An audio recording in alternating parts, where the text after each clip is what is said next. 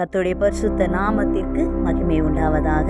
இந்த நாளிலும் கர்த்தர் நமக்கு கொடுக்கிறதான வார்த்தை சங்கீதம் 113 7வது வசனத்தின் கடைசி பகுதி. எளியவனை குப்பையிலிருந்து உயர்த்துகிறார். ஹல்லேலூயா.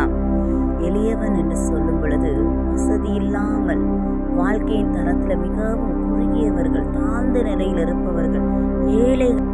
குப்பை என்று சொல்லும் பொழுது அழுக்கானவைகளை, வேண்டாதவைகளை வேஸ்டாக நம்ம குப்பையில் போடுவோம். அந்த குப்பையில் போட்ட எதையும் நம்ம திரும்பி எடுக்க மாட்டோம்.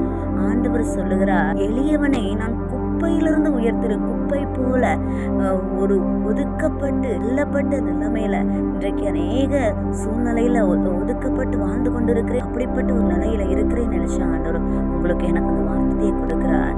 குப்பையிலிருந்து அவர் உயர்த்துகிறவராக இருக்கிறார். கர்த்தர் ஆசீர்வதிக்க விரும்பி இந்த வார்த்தையை கொடுக்கிறார்.